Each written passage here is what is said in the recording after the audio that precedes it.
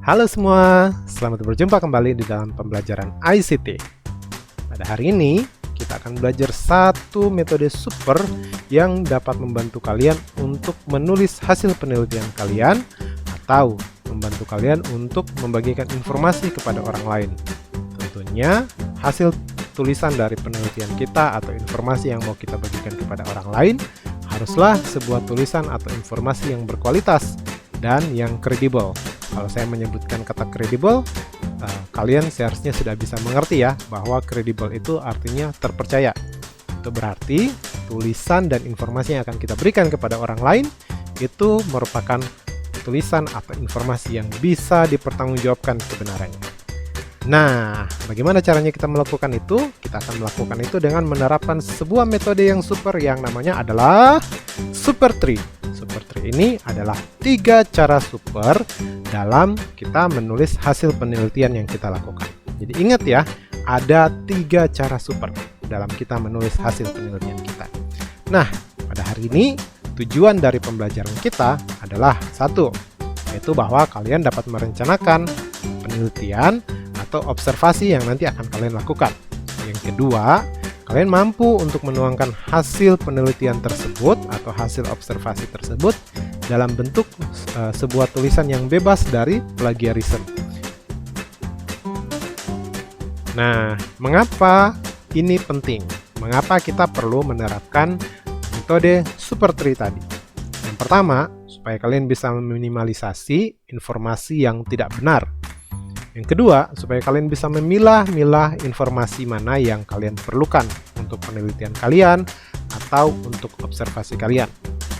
Yang ketiga, menulis hasil penelitian atau observasi itu adalah hal yang akan dilakukan lagi dan lagi selama kalian berada di bangku sekolah.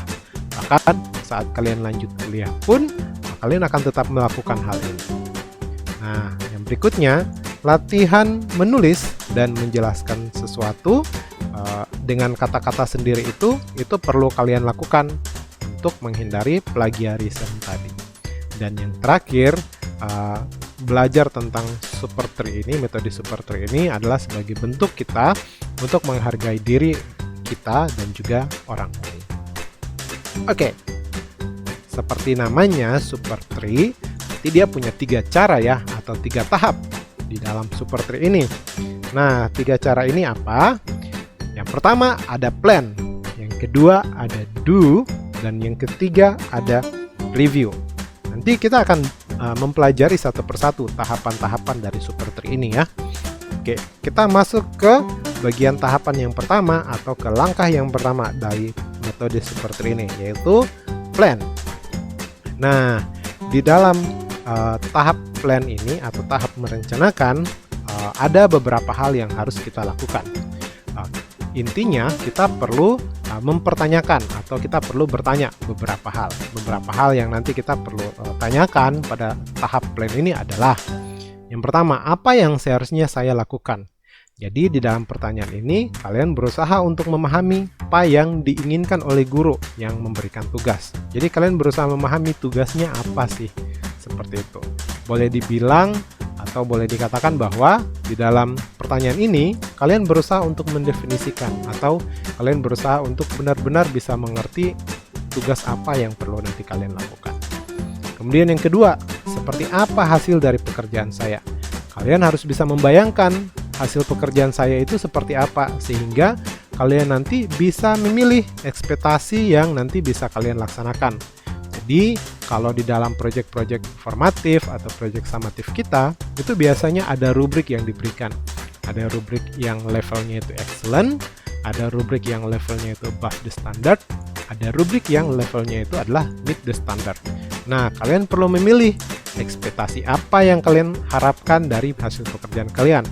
Bisa ekspektasinya excellent, atau ekspektasinya above the standard, atau ekspektasinya meet the standard. Semuanya dikembalikan kepada pilihan kalian. Yang ketiga, informasi apa saja yang kamu butuhkan untuk mengerjakan tugas ini. Jadi di dalam pertanyaan ini, kalian membuat daftar pertanyaan tentang informasi yang dibutuhkan supaya tugasnya bisa selesai. Jadi kalau yang paling awal kalian berusaha untuk memahami apa tugasnya, seperti apa tugasnya, dan ekspektasi kalian nanti bagaimana, ya. Kemudian yang berikutnya, kalian berusaha mengumpulkan informasi. Berusaha mengumpulkan informasinya ini artinya kalian membuat daftar dulu pertanyaan ya tentang apa saja sih yang saya butuhkan supaya tugas saya ini bisa selesai. Yang keempat, di mana saya bisa mendapatkan informasi-informasi tersebut. Nah, jadi tadi kan di tahap ketiga kita sudah tahu ya, oh oke, informasi yang saya butuhkan untuk tugas ini adalah A, B, dan C. Berarti di mana saya bisa mendapatkan informasi-informasi tersebut? Ingat, pada saat kalian mencari informasi dari berbagai sumber, kalian harus mencarinya dari sumber yang terpercaya. Yang berikutnya, dan juga yang terakhir di dalam tahap plan ini, adalah kalian merencanakan bagaimana kalian bekerja nanti. Jadi kan kalian sudah tahu seperti apa tugasnya, ekspektasinya yang kalian nanti harapkan dari pekerjaan kalian itu seperti apa, kemudian informasi yang mau kalian cari juga seperti apa, dan nanti mau cari dari mana, itu sudah kalian ketahui. Berarti sekarang waktunya bagi kalian untuk membuat timeline atau membuat lini masa dari pekerjaan kalian. Apa gunanya? Supaya kalian bisa bekerja secara teratur dan bisa bekerja secara bertahap.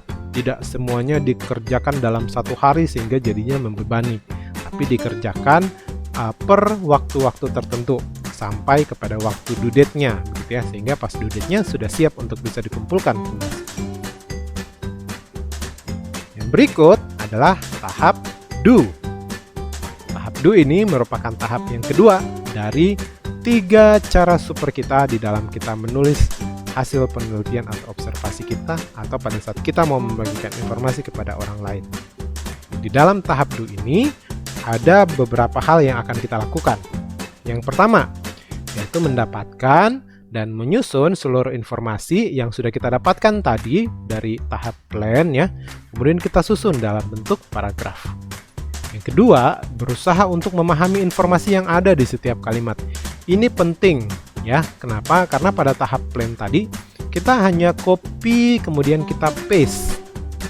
Nah, di dalam tahap do ini kita harus memahami informasi yang sudah kita pastekan tadi ya.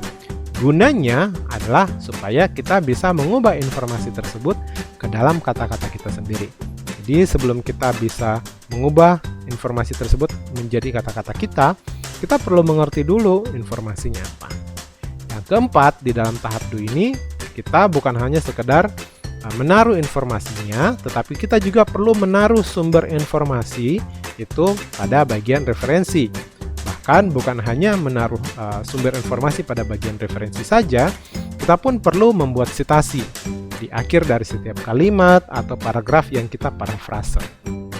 Dan yang berikutnya adalah kita perlu membuat kesimpulan dari tulisan yang dibuat dengan kata-kata sendiri di paragraf yang terakhir.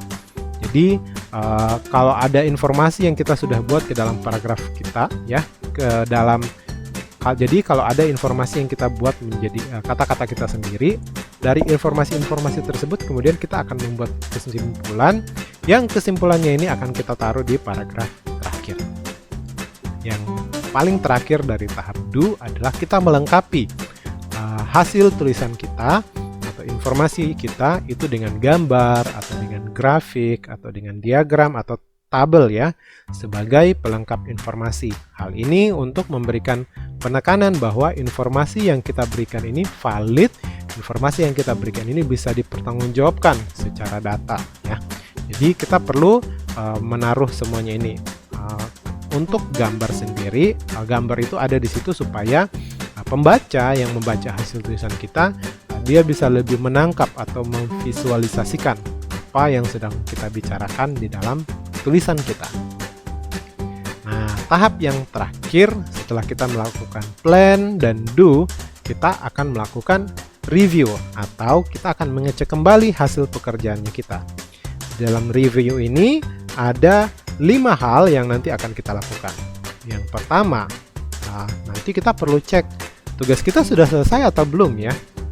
Yang kedua, apakah kita sudah menyelesaikan seluruh tahapan di dalam tahap plan dan do? Tadi kan ada pertanyaan-pertanyaan dan langkah-langkah atau prosedur yang perlu kita lakukan ya di dalam tahap plan dan do. Nah, apakah kita sudah menyelesaikan semuanya? Yang ketiga, apakah kita sudah menaruh referensi dan sitasi di dalam tulisan yang kita buat? keempat, apakah kita merasa bahwa tugas ini adalah tugas terbaik kita? Dan kelima adalah apakah masih ada hal lain yang perlu kita tambahkan di dalam tugas kita, atau mungkin masih ada hal lain yang perlu kita lakukan lagi? Jadi di dalam tahap review ini kita melakukan pengecekan kembali terhadap tugas yang sudah kita buat dalam tahap plan dan juga di dalam tahap